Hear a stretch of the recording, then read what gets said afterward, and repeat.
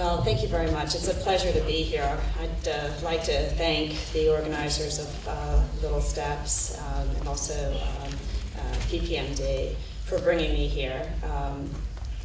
I consider myself a friend of Israel since I worked at the Weizmann Institute a number of years ago. And it's a real pleasure to be back in your beautiful country and culture. So thank you. I've been asked to give an overview of current clinical trials and the research strategies in Duchenne muscular dystrophy. And I'm personally very impressed about how many new therapies are in trials.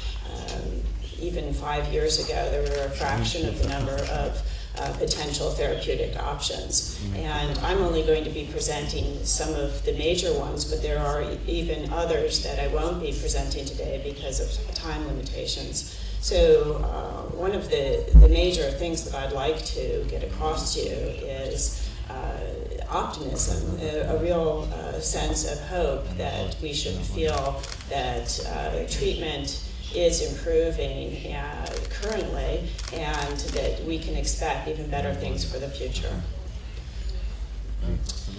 So in many conferences in Duchenne muscular dystrophy, you would get several slides of background, and you're only going to get a couple from me today, so I apologize for going through some of the background quickly so that we can get at the meat of the discussion. But I'm happy to make myself available. We'll have questions and answers and coffee break and afterwards, and you'll have my email address. So if you have further questions, please ask me. Let's see. So muscle, the organ of a muscle, is composed of single muscle fibers, and these are very long cells that stretch from one joint to another. And for instance, your skin cells just have a single nuclei in them, but skeletal muscle have multiple nuclei, and that makes it a very long cell that we call a syncytial cell. And within the muscle, there are the contractile units that provide strength. And that is normal in Duchenne muscular dystrophy. What is abnormal are this area at the membrane of the muscle cell, and this shows you that in higher definition. So this is the outside of the muscle cell, and this is the inside. And as you know, in Duchenne muscular dystrophy, you are missing a dystrophin. And dystrophin has multiple functions. One of the most obvious is mechanical, that the muscle fiber stretches and contracts. And without dystrophin, we believe that there are small little holes that are made in the membrane and that allow calcium to come into the cell that leads to cell death.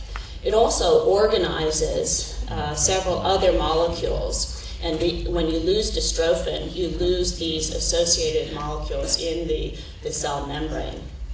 And finally, it has a role in what we call signaling, that the communication of the outside of the membrane to the inside of the membrane. And one of the ways in which it signals is through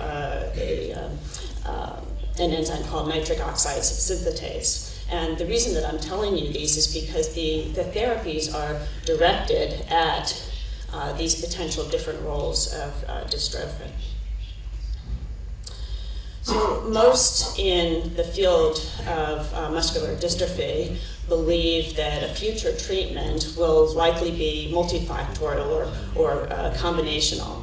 So we can think of potential treatments currently as gene therapy, other ways to modify genetics, cell-based therapy, and drugs or pharmacologic therapy.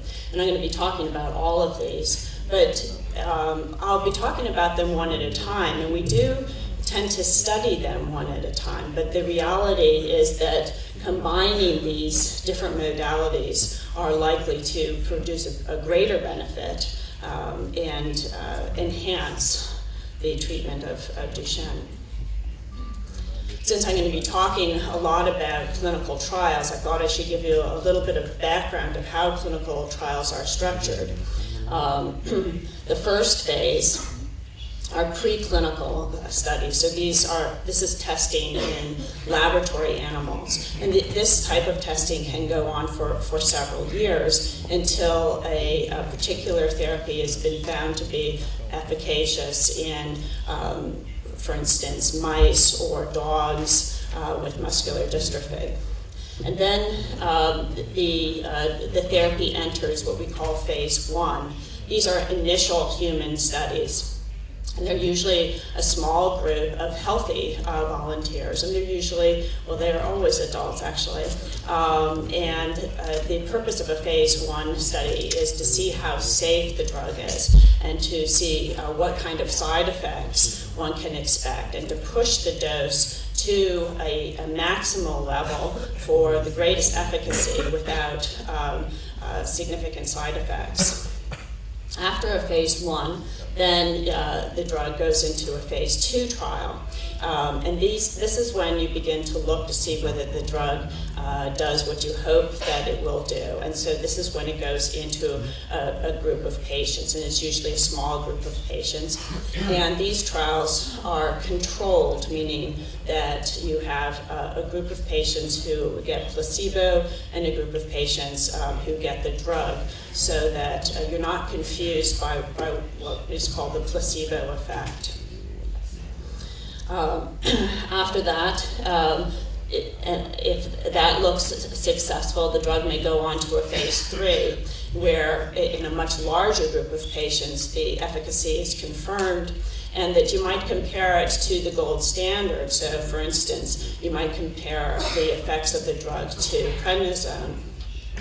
You're also looking at this stage for very rare side effects. It's following a phase 3 that in the United States, you would bring your drug to the Food and Drug Administration for approval. And I don't know what the equivalent of that is in Israel, but I assume that there's a very similar process in when one would seek for regulatory approval of the drug.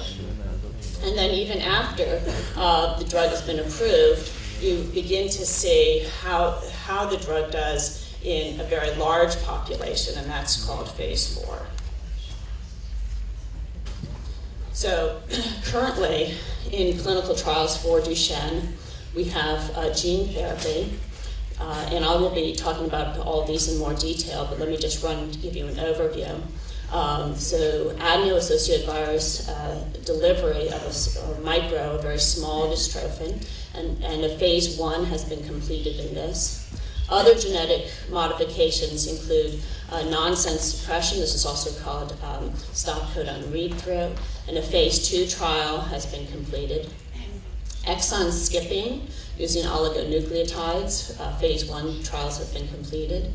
Cell-based therapies with different types of muscle progenitor cells, and a phase 1 study has just been started.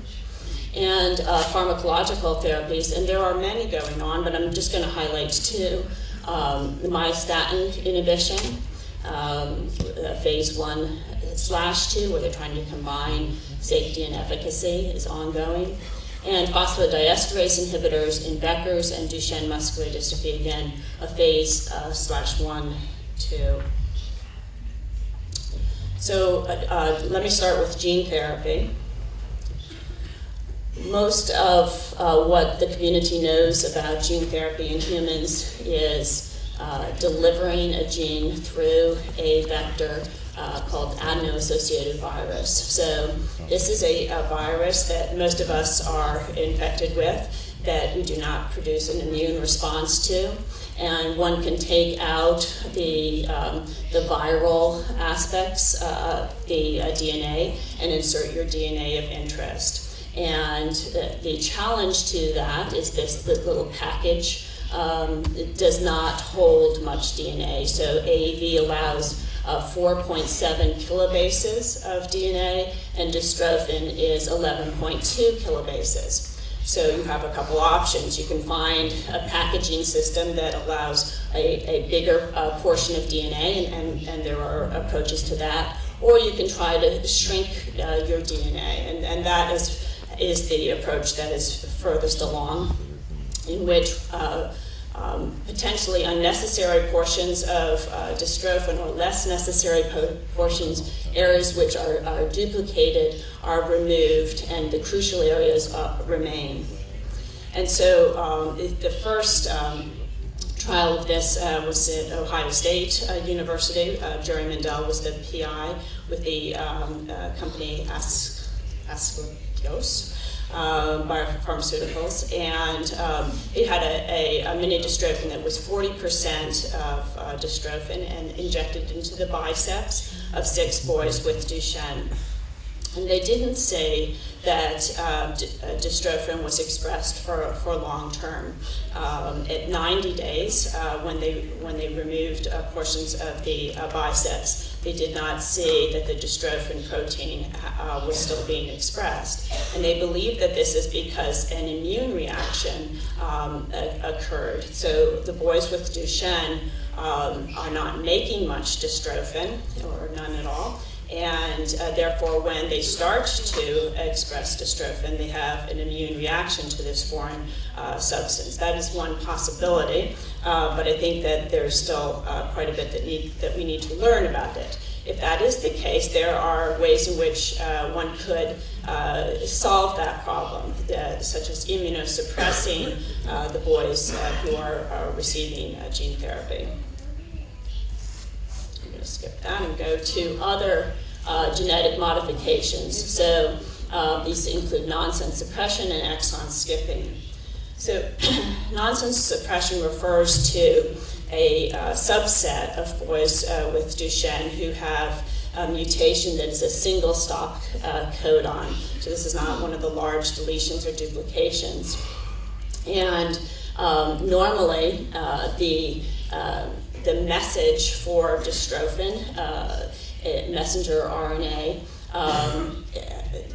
codes for the protein dystrophin, and a ribosome makes the polypeptide of dystrophin as it goes along and reads the message from the messenger RNA. When it gets to a premature stop codon, the ribosome dissociates, the messenger RNA degrades, and the peptide, the beginning protein, also degrades. With a couple different drugs, first by Lee Sweeney in the laboratory using aminoglycosides, it was shown that the ribosome can be cajoled into going past the stop codon, putting in just an irrelevant amino acid, but producing a full-length dystrophin protein. This was tried by myself and other colleagues at aminoglycosides in boys with Duchenne and Becker. And again, we did not see dystrophin expressed. We couldn't get aminoglycosides to very high levels because of toxicity. Following that, there was a large emphasis from PPMD and others to fund a company called PTC to screen for drugs that had the benefits of aminoglycosides in terms of reading through, but did not have the toxicity. And PTC 124 was such a drug that came up in these screens. Let me show you a slide from PTC that I think illustrates this even a little bit nicer, in which you have the ribosome here going down the messenger RNA. And there's the drug. Let's see if I can make it go. When it gets to a stop codon, it would normally have fallen off, but goes through, makes a full-length protein. And trials with PTC 124 have been conducted, and this was in partnership with Genzyme. So phase 1 and phase 2A clinical trials showed good safety and tolerability of this drug, which can be delivered orally, which of course is a big advantage. A phase 2B study with 174 boys was designed to show efficacy, in which the primary thing that they were looking for was how far the child walked in 6 minutes after 48 weeks of treatment. And there was no statistical difference in the treated group versus the untreated group. However, there was a suggestion of efficacy in one of 2 dosing groups, actually in the lower dosing group, that did improve in how much they could walk in that 30 minutes. And this has provided the rationale for continuing to study PTC 124. Even if PTC 124 itself is not shown to be the most efficacious drug, then I think that there are still good reason to be optimistic about this approach of nonsense suppression.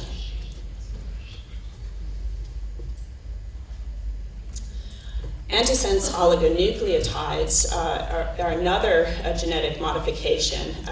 Oligonucleotides are short pieces of RNA or DNA material that are directed towards an intron-exon splice junction, and I'm going to demonstrate to you how that works. The objective is to turn a Duchenne phenotype, a severe phenotype, into a less severe phenotype, such as Becker.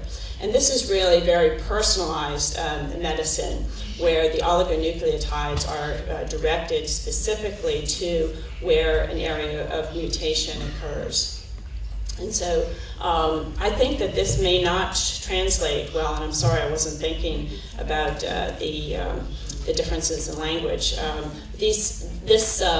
If you can follow in English, it probably would be more helpful. So this is a demonstration of what a gene, a DNA, is like, in which there are symbols that code for an RNA and then a protein, and then there are areas in which there is no message at all. And so these areas which are no message are the introns, and the areas in which we have letters are the exons. And the first stage in taking this gene to make a protein is to splice out the introns. And there we go from a gene to messenger RNA. And so in my example here, then, we have spliced together these letters to read the big and bad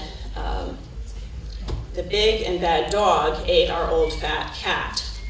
And each 3 letters code for an amino acid in protein. So in this example, then, each 3 letters are coding for dystrophin.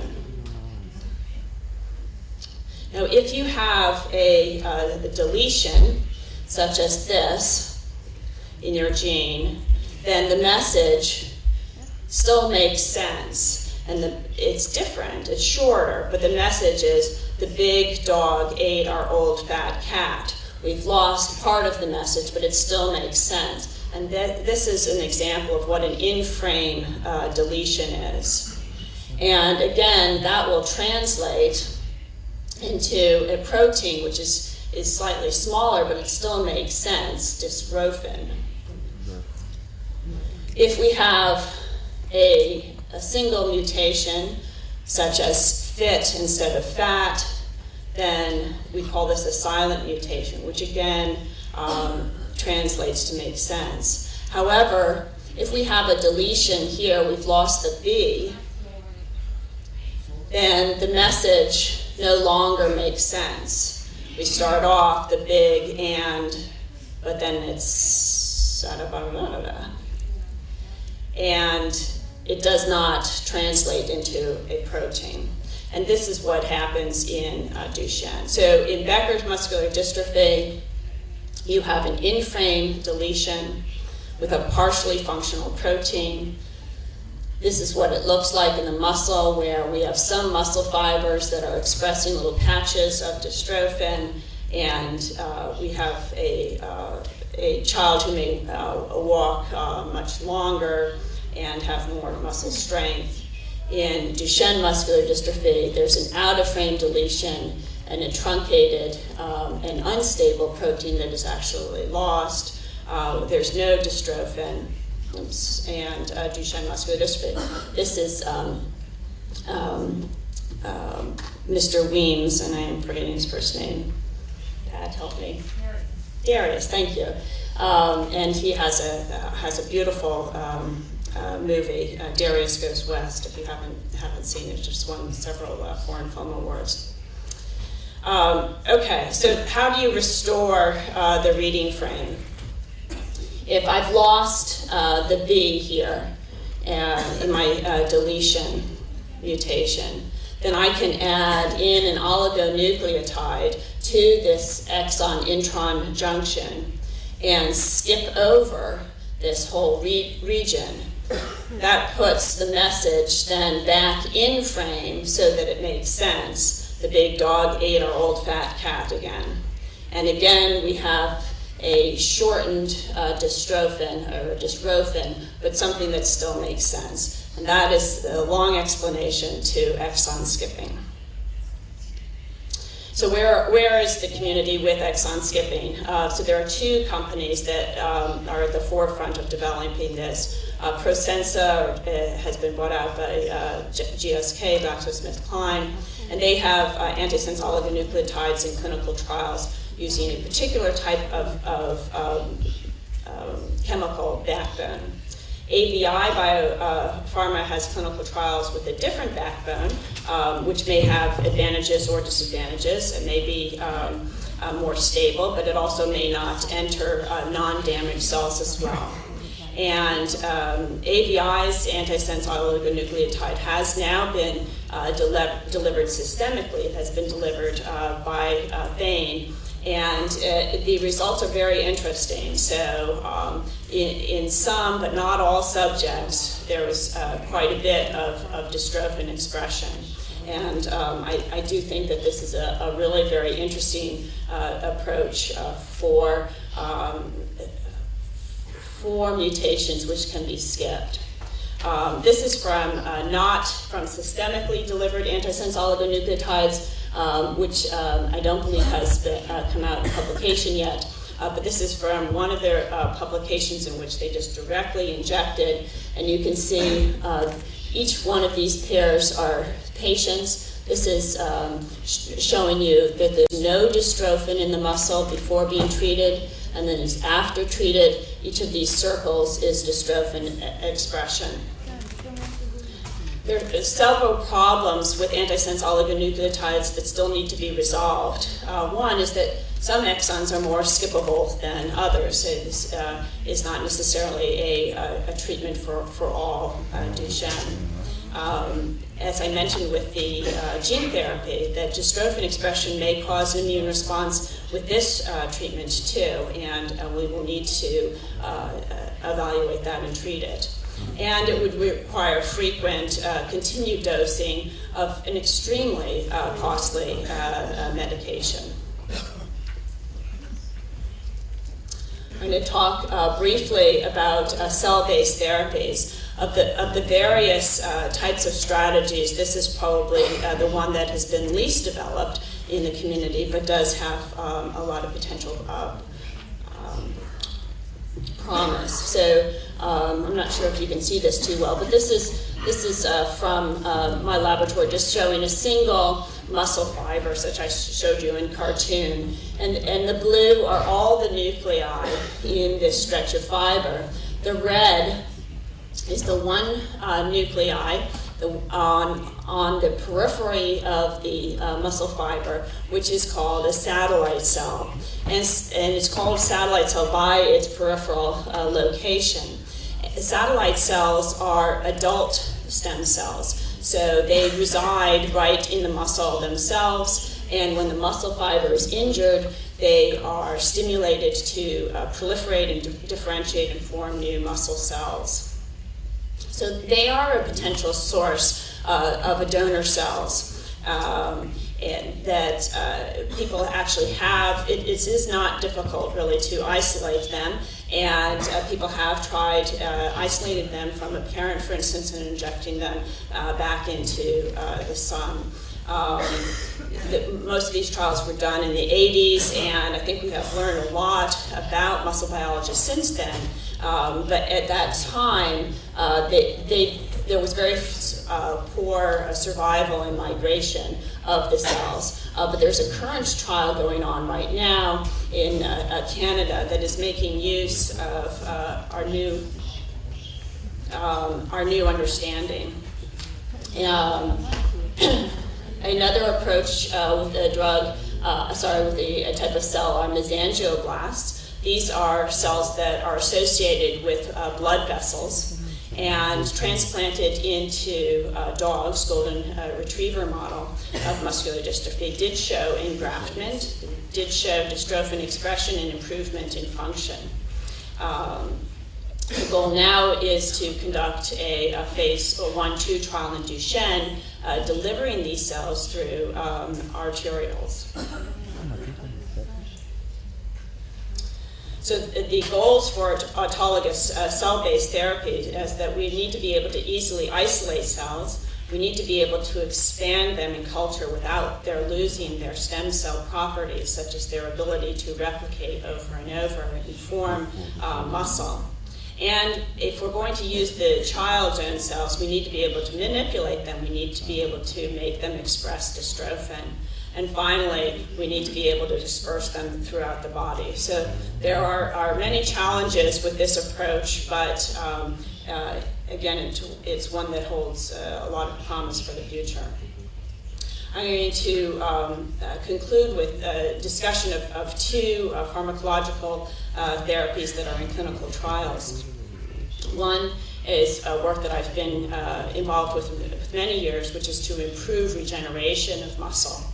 So this approach would not cure the underlying disease. One would still have a lack of dystrophin, cell death, and a turnover of muscle. But if we improved the ability of muscle to regenerate, then we hoped to change the slope of declining strength, which leads to disability and death. And if we change the slope, then hopefully we would get many more years before this disability.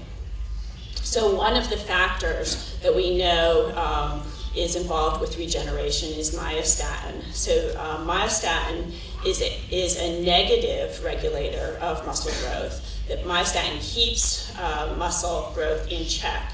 So when you remove myostatin, muscle grows, and this has been first noticed in genetic examples. So this mouse is genetically engineered, lacking myostatin, and compared to his littermate, he has 2 to 3 times the size of muscle. This is a double-muscled cattle, which has been bred in Europe for many years, which has increased muscle mass. And then we have identified a child with a myostatin mutation that it has increased muscle mass, and the family has increased athletic potential.